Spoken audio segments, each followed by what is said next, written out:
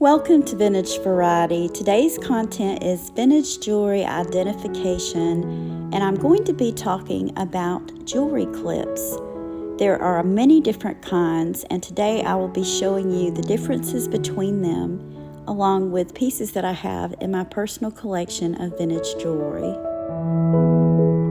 This tray is from my personal collection of vintage jewelry, and all of the pieces of jewelry that you see in this tray are different types of jewelry clips.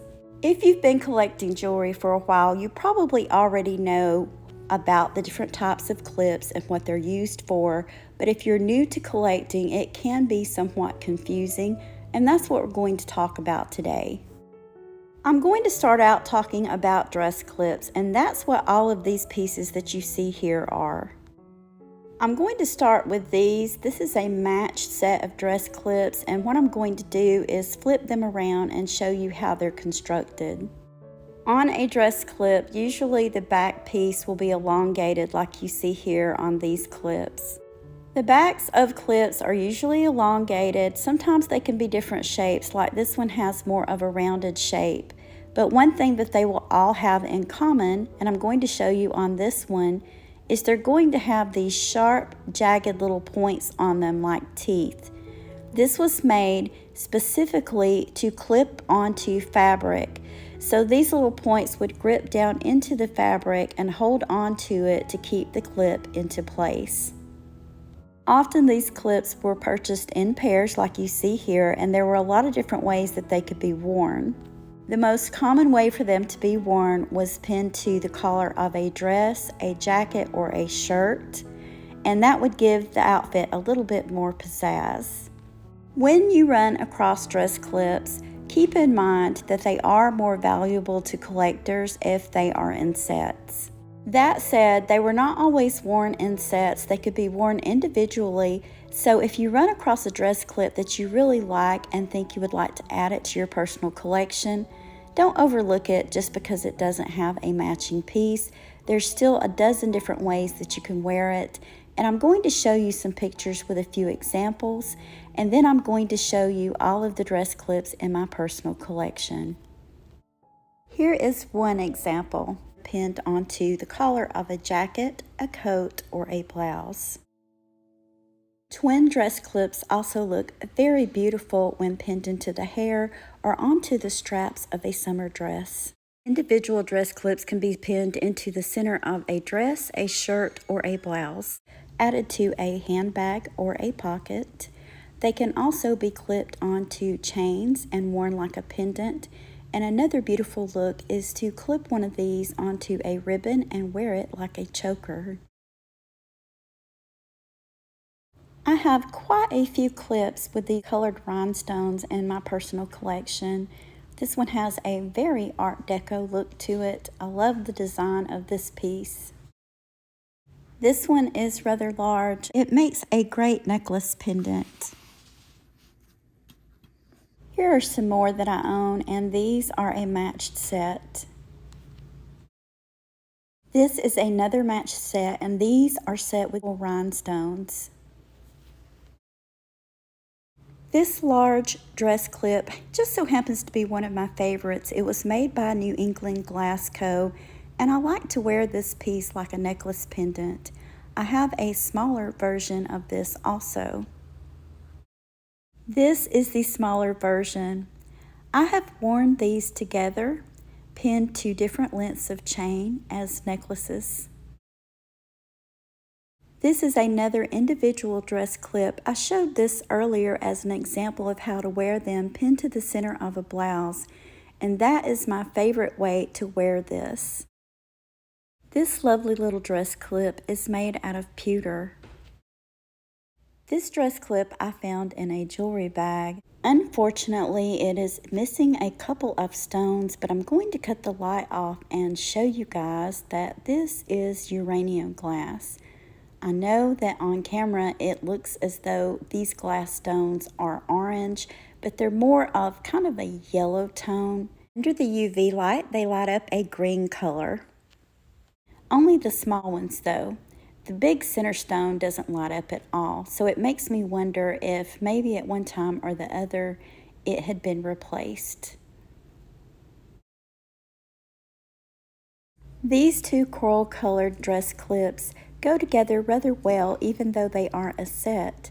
I like wearing both of these clipped side by side on the neck of a blouse.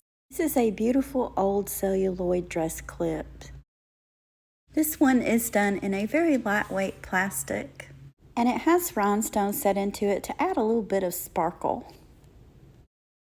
This is another rather small one, and I also like to wear this clipped to a chain as a pendant. This is one of my favorite ones. I love how it has these beautiful little milk glass beads and the scalloped shape around the bottom of it. Now I'm going to show you a different way that dress clips came, and it is in the form of a brooch. Often you will hear these referred to as dress clip brooches, duets, or clip mates. This brooch is made on a frame that can be taken apart to convert into two separate pieces. These pieces will either be dress clips or sometimes fur clips. This concept originated with Cartier and was patented by them in 1927. Their brooches, of course, would have been done in precious metals and gemstones. In the 1930s, Coro created their own costume version of this type of brooch, calling it a duet. They could be worn as a single brooch or taken apart and worn separately. Trifari also created their own version, and they called it a clip mate.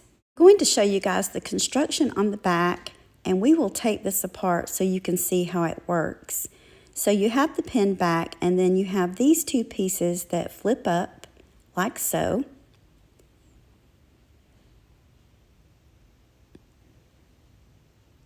And then you simply just pull them out, and they can be worn separately. And this is what the frame on the back of that looks like.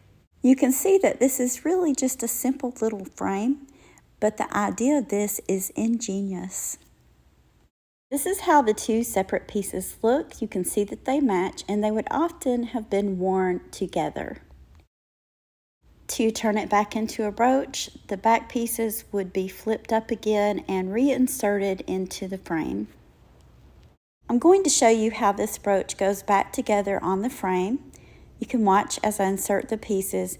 They simply slide back into the frame, just like so. The backs get pushed back down, and you once again have a brooch. One thing to keep in mind is the most valuable brooches like this are the ones that were made by Coro or Trifari, but there were also other companies that made them. This is another clip from my collection, and this once belonged to a duet. I do not have the frame or the other piece that goes with it. I've often ran across single pieces like this or pieces without frames that were lost over time. You'll notice that the back of this is different than the ones that were in the duet. This is a dress clip, so this came from a dress clip duet brooch. And this one with the long prongs, these are fur clips, often called double prong clips. Duet brooches were made both ways. Some of them had fur clips and some of them had dress clips. I'll show you this one again. You can see this has these sharp little teeth on it for clipping onto fabric. And this clip with the double prongs was made especially to grasp onto expensive furs like fur coats, fur collars, and things like that without puncturing or damaging the fur. Even though fur clips were specifically made to wear on furs, a lot of people wore them the same way that dress clips were worn. The only difference is they did not puncture the fabric, but rather gripped onto it. I own quite a few more dress clips than I do fur clips, but I think that this one is very beautiful. I believe at one point it had pieces that dangled from it, but they were lost over time. This fur clip is a beautiful old Monet piece. I had it stored with my Monet jewelry, but I pulled it to show you guys in this content. And you can see on the back of it how it is marked. This one doesn't even have the copyright mark because they hadn't started using it at the time. One of the reasons that I decided to do this content today is recently I have been seeing a lot of different listings online where the seller is referring to dress clips and fur clips as shoe clips. I can see where confusion happens, especially if there's a set of two like these. If they're not really familiar with this type of jewelry, they probably think, well, there's one for each shoe, so they have to be shoe clips. But shoe clips have a different construction on the back, and I'm going to show you an example of one. This is a shoe clip. Unfortunately, I only have one of these, but I'm going to show you the way it's made on the back. You'll notice that the piece on the back is short and round, and when I get this lifted up, you will see it has three little sharp prongs or teeth that would clasp onto the shoe. This is or was a very comfortable way of dressing up a plain pair of flats or heels, and it would not have really rubbed your foot because of the construction on the back of it. This shoe clip is vintage rather than antique, but shoe clips have been around for a very long time, going all the way back to the 18th century. During that time, many of them were elaborate, but some of them were as simple as tassels, ribbons, and bows. Another item that was quite popular were shoe buckles. And I wanted to show you these pictures in this book that I own so that you could see an example of them. Here is a very old shoe with a shoe buckle on it. This one is from 1890 and it is English. Another type of clip that you will run across are these, and these are scarf clips. You'll notice the construction on the back of a scarf clip. There are no sharp, jagged teeth or prongs, and that's because many scarves are made out of delicate materials such as silk, and it would damage them. Instead, these just kind of clasp onto the fabric to add a decorative touch. This one was made in Western Germany. Let me see if I can zoom in on that and show you guys closer. There is the marking on this beautiful little clip. This beautiful fur clip is quite a bit heavier than the others, and this one is also signed. This is by Park Lane. Out of all of the scarf clips that I own, this one just so happens to be my favorite because it can be worn as a scarf clip or it can be worn as a brooch. Here are a few more scarf clips that I own. This one is also marked and it was made in England. This one is very lightweight. It is in the shape of a cute little bow, and this one is marked Jerry Lou. The last type of clip that I'm going to show you is this. These are sweater clips. Think about wearing an unbuttoned cardigan with one of these clipped to each side of it to keep it closed or from flapping open. And that is what these are for. Usually the clips on the back of sweater clips look like you see on this one. They kind of have these little sharp pieces that gently grip onto the fabric of the sweater. The chain in between the two clips hangs down as a decorative element.